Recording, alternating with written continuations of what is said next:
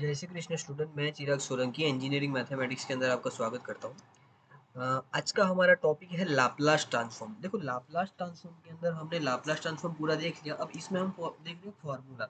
तो formula number one कि अगर लाप्लास ट्रांसफॉर्म फंक्शन है, इसका मतलब क्या है कि टाइम डोमेन के अंदर से फ्रीक्वेंसी डोमेन के अंदर हमें कन्वर्ट करना है। ओके, तो फॉर्मूला है उसकी Laplace transform F of T equal to zero to infinity E raise to minus S T F of T D T. और F of T D T पूरे फंक्शन को टाइम डोमेन के अंदर convert हो गया, इसके लिए हम फ्रीक्वेंसी के कन्वर्ट हो गया, इसलिए हम उसको कहते हैं एफ ऑफ एस। ओके, तो formula number one Laplace transform one one by S, ये इसकी फॉर्मूला है। Laplace transform E raise to A T, तो उसकी फॉर्मूला है S minus A, one upon S minus A.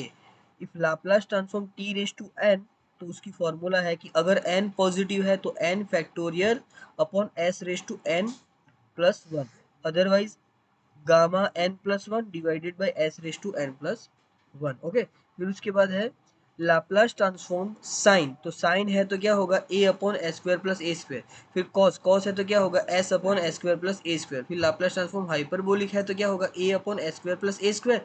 Cos है तो hyperbolic क्या होगा S upon S square minus S, sorry यहाँ पे भी minus minus S square. Okay, अब देखो, अब हम पढ़ते हैं टॉपिक कि अगर लाप्लास ट्रांसफॉर्म है तो उस लाप्लास ट्रांसफॉर्म के अंदर सबसे पहले हम अप्लाई करते हैं एरिथमेटिक ऑपरेशन, और एरिथमेटिक ऑपरेशन का पहला एडिशन और सब्ट्रैक्शन अप्लाई करते हैं। ओके, अब एरिथमेटिक ऑपरेशन है तो एडिशन एंड सब्ट्रैक्शन अप्लाई करते हैं। तो लाप्लास ट्रांसफॉर्म के अंदर अगर मैं एडिशन एंड सब्ट्रैक्शन अप्लाई करता हूं तो उस फंक्शन को कहते हैं लीनियरिटी प्रॉपर्टी। तो लीनियरिटी प्रॉपर्टी का क्या होता है कि if Laplace transform F of T plus और minus G of T equal to F of S and G of S. ये हमारी फॉर्मूला क्या होगा कि पहले Laplace transform F of T function के लिए अप्लाई करेंगे, फिर Laplace transform F of G of T function के लिए अप्लाई करेंगे। अब सपोज एडिशन मल्टीप्लीकेशन अप्लाई कर दिया। अब समझो मैं एडिशन और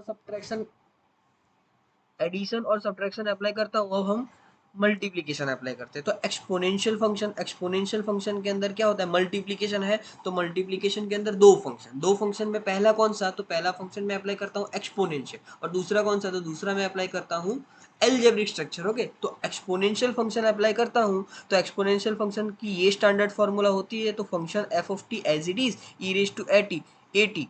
यहाँ पे इसका मतलब क्या है कि अगर इस टाइप का कोई फंक्शन है तो E raise to A T F of T equal to F of S minus A हमें पुट करना है। जहां पे भी आपको एस दिखे वहां पे एस माइनस ए हमें पुट करना है। फिर क्या होगा टी रेस टू एन, अगर टी रेस टू एन है इसका मतलब क्या है कि फंक्शन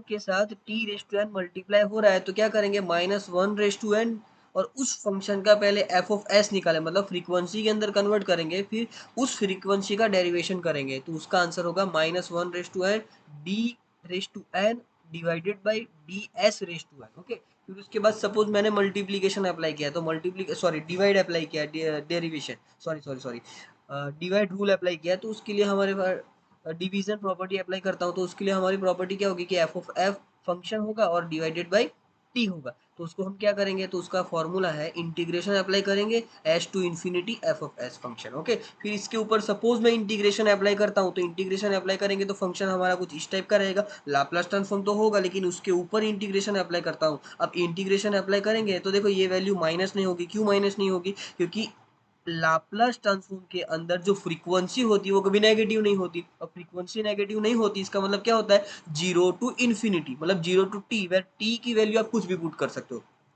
फिर उस फंक्शन का अगर मैं इंटीग्रेशन अप्लाई करता हूँ, लेकिन सबसे पहले हमें क्या करना पड़ेगा, तो उस फंक्शन का इंटीग्रेशन सॉल्व करना है। तो उस फंक्शन की फ्रीक्वेंसी कैसे सॉल्व करेंगे, एफ ऑफ टी के अंदर से एफ ऑफ एस के अंदर कन्वर्ट करो और वन बाय एस पुट करो, तो ये हमारा आंसर होगा। यहाँ तक किसी भी स्टूडेंट को कुछ भी डाउट है तो कमेंट बॉक्स के अंदर कमेंट कर सकता है। जय श्री कृष्णा, जय श्री।